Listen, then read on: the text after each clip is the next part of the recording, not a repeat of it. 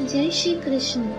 आज सुनिए श्रीमद् गर्ग संहिता में वृंदावन खंड के अंतर्गत 16वां अध्याय तुलसी का महात्मा, श्री राधा द्वारा तुलसी सेवन व्रत का अनुष्ठान तथा दिव्य तुलसी देवी का प्रत्यक्ष प्रकट हो श्री राधा को वरदान देना। श्री राधा की बात सुनकर समस्त सखियों में श्रेष्ठ चंद्रनना ने अपने हृदय में एक क्षण तक कुछ विचार किया, फिर इस प्रकार उत्तर दिया।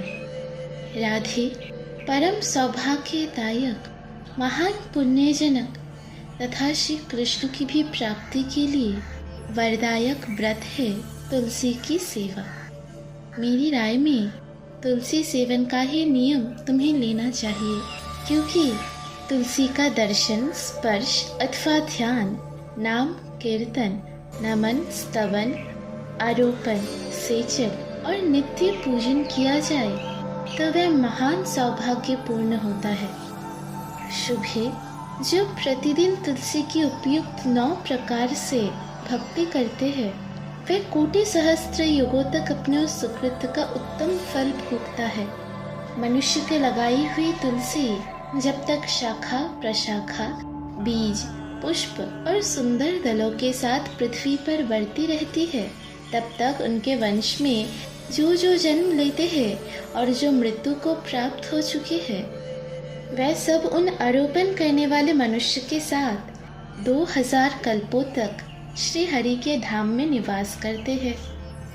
राधिके, संपूर्ण पत्रों और पुष्पों को भगवान के चरणों में चढ़ाने से जो फल मिलता है वह सदा एकमात्र तुलसी दल के अर्पण से प्राप्त हो जाता है। जो मनुष्य तुलसी दलों से श्री हरि की पूजा करते हैं, वह जल में पद्म पत्र की भांति पाप से कभी लिप्त नहीं होती।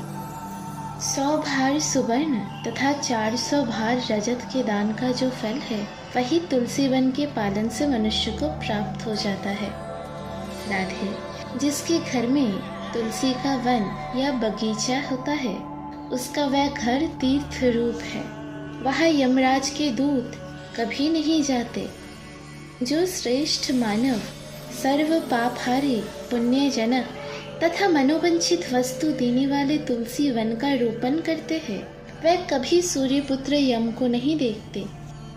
रोपण, पालन, सेचन, दर्शन और स्पर्श करने से तुलसी मनुष्य के मन, वाणी और शरीर द्वारा संचित समस्त पापों को दग्ध कर देती है। पुष्कर यदि तीर्थ, गंगा यदि नदियाँ तथा वासुदेव यदि देवता तुलसी दल में सदा निवास करते हैं। जो तुलसी की मंजिरे सिर पर रखकर प्राण त्याग करता है, वह सैकड़ों पापों से युक्त क्यों न हो, यमराज उसकी ओर देख भी नहीं सकते। जो मनुष्य तुलसी कष्ट का घिसा हुआ चंदन लगाता है, उसके शरीर को यहाँ क्रिय मात्र पाप भी नहीं छूता। शुभे, जहाँ जहाँ तुलसी वन की छाया हो, वहाँ पितरों का श्राद्ध करना चाहिए। वहाँ दिया हुआ श्राद्ध संबंधी दान अक्षय होता है।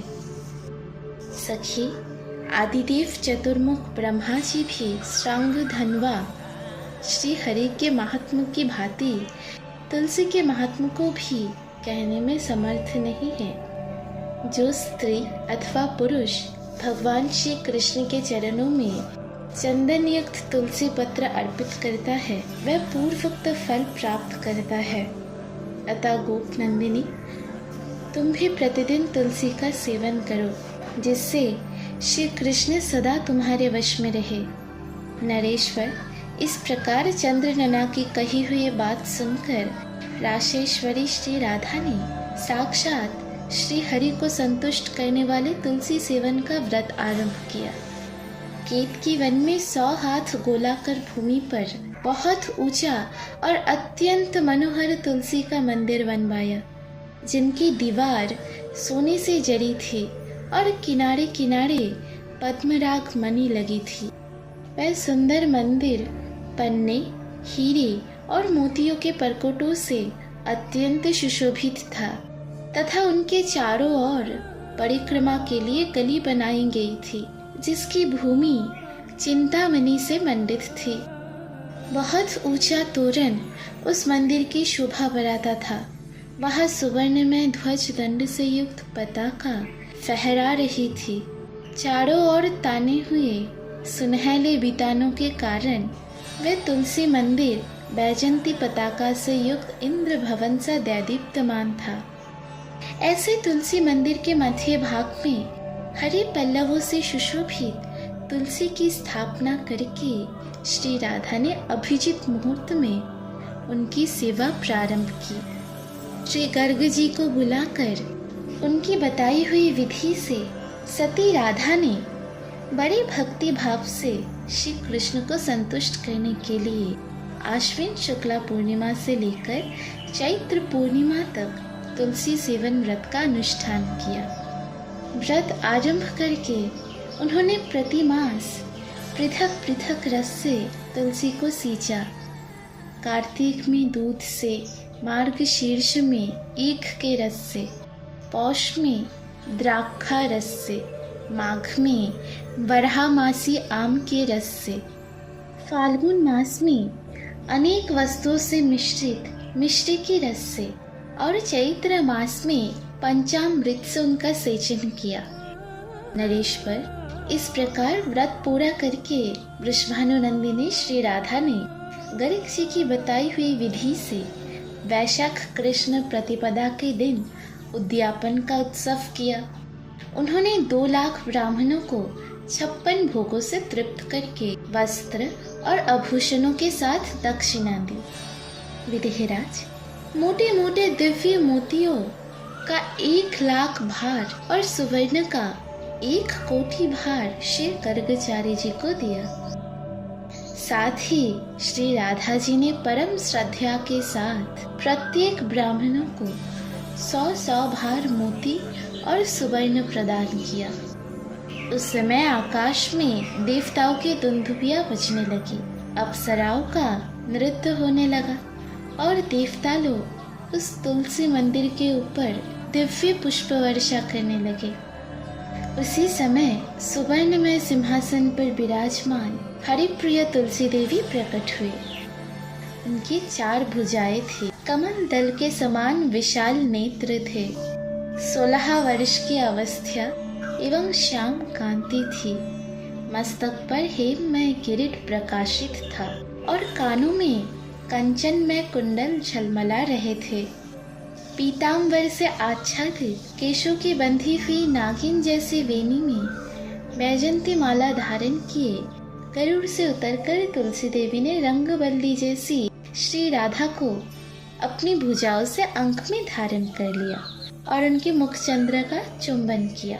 तुलसी बोली, कलावती कुमारी राधे, मैं तुम्हारी भक्ति भाव से वशीभूत हो निरंतर प्रसन्न हूँ। भामिनी, तुमने केवल लोक संग्रह की भावना से इस सर्वतोमुखी व्रत का अनुष्ठान किया है। वास्तव में तो तुम पूर्ण काम हो। यहाँ इंद्रिय, मन, बुद्धि और चित्त द्वारा जो जो मनोरथ तुमने किया है वह सब तुम्हारे सम्मुख सफल हो। पति सदा तुम्हारे अनुकूल हो और इसी प्रकार कीर्तनीय परम सौभाग्य बना रहे।